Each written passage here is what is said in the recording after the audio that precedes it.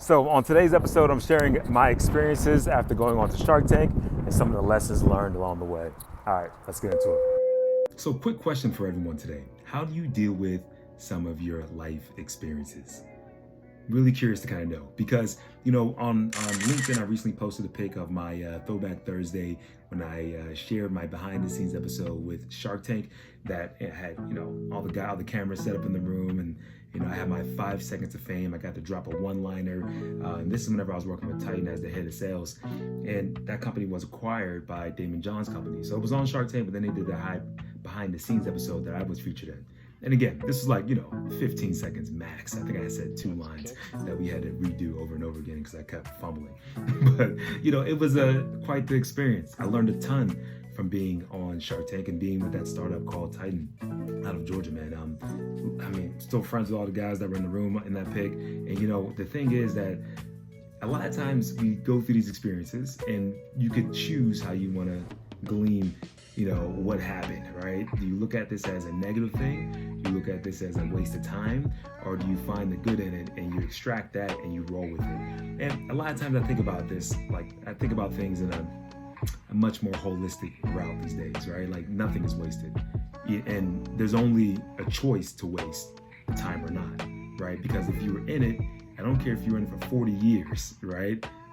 But if you got something from it that you can give to somebody else and it's a positive, that's how I view life these days. And TITIN was a very interesting structure and things happen. I won't even get into it on this podcast, maybe in a later episode, or you can hear it on a different podcast. But being able to understand how Daymond John and his team operate was a lot different than what I understood business to be, right? Me being in the front line of sales and thinking like, hey, close deals, make money. It's a very simplistic way to go about building businesses, which I still believe is one of the biggest lessons I learned. You want to keep things simple. But with that being said, then there's other ways, because they were thinking about licensing. They were thinking about, doing some arbitrage. They were also thinking about doing partnerships, which is a much more complex way to do business, but also could have a lot bigger payoff and the margins are phenomenal. So I learned a ton about structuring businesses from that deal that TITIN did with Daymond John. And, a couple key lessons though, just really quick, and I'll wrap this up and we'll get on to the next one, is man, never stop selling. And if you're a startup, never stop raising capital, never stop raising money, because a couple things go through here, right? Sometimes you get into this idea of like developing your actual product or your service. But if people don't want what you're developing, that's a problem, right? And too many times I've seen people have great ideas or they think are great ideas, but nobody's willing to pay for it, right? So it's one of those type of plays. And sales, getting the transaction done, getting the deal done, whatever that looks like, it gives you knowledge, it gives you information, it tells you the truth about your pricing, it tells you the truth about what people are really willing to spend. You understand the value better whenever you're selling. So there's a lot of learning that happens just from getting a deal done. So lesson number 1, never stop selling, man, and never stop raising money in business if that's where you are. The whole raising money thing is a whole separate conversation that we can get into later. And with these talks about a recession, money's gonna be tighter. So if you're able to raise money now, man, you better get after it if that's your business model. Otherwise, you better start selling. Another lesson I learned, man, nobody wins playing the blame game. You just don't win. You can look across the table, blame the guy next to you. This didn't happen because this guy didn't do that, and all the rest of that nonsense and noise. It's just a distraction from you being responsible for owning up your piece of it.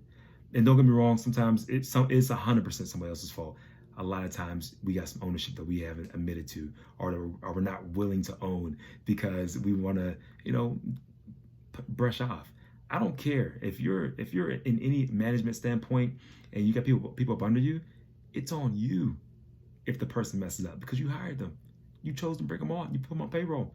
It's on you. Yes, you're going to hold them accountable, and that's a part of it, right? So it's a two-way street there, man. But nobody wins by playing the blame game. You pass it off to somebody else and you don't hold yourself accountable or the person accountable, then nothing has been gained. There's no progress, right? Biggest one, too, I got to say, it's not the biggest one, but another one, let me say it like that, is never stop innovating. Always looking for ways to improve. Never stop learning. Learning, comes in so many different forms, experiences, selling, whatever, book knowledge, and meeting new people, extracting their information. There's so many ways to keep innovating. And it's a part of, you have to make those mistakes. You just got to get in there. You got to make those mistakes.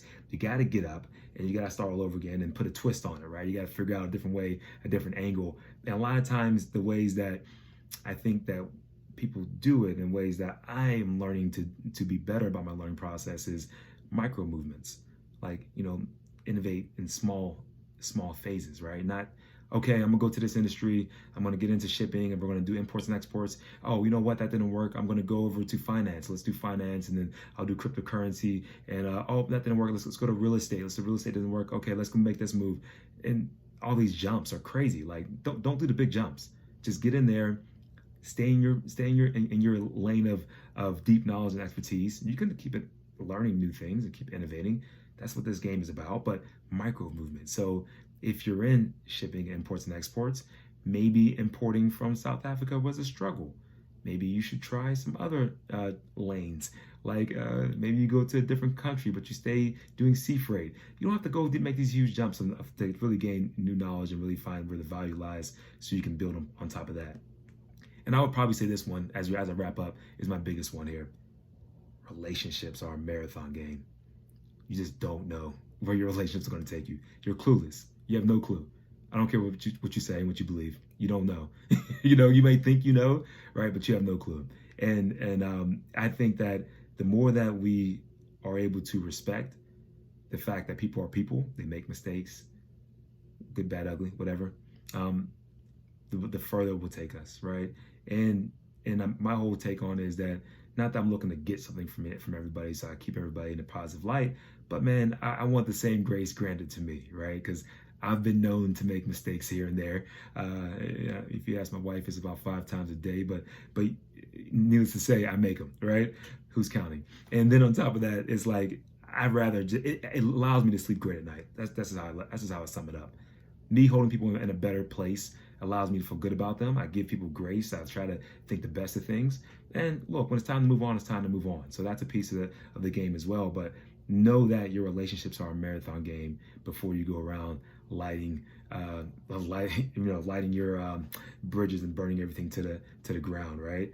There's a way to exit. There's a way to fire. There's a way to hire. There's a way to let people go. There's a way to kind of move on, right? And these are all things that you learn as you mature in life. But just a couple learnings I got from Shark Tank, man. A really cool experience, man. I really enjoyed the things I got from TITIN while I was there doing their sales. I learned a lot about complex deals, about selling to distributors and working with big box companies. Man, just so much information that I'm able to take away and glean moving forward. But with that being said, man, I would love to get your thoughts on some of the lessons that you learned. If we haven't connected on LinkedIn, please let's go over there. Let's link up on LinkedIn. And until next time, I'll have my Fresh Thought Friday coming out tomorrow. With that being said, I'm out of here.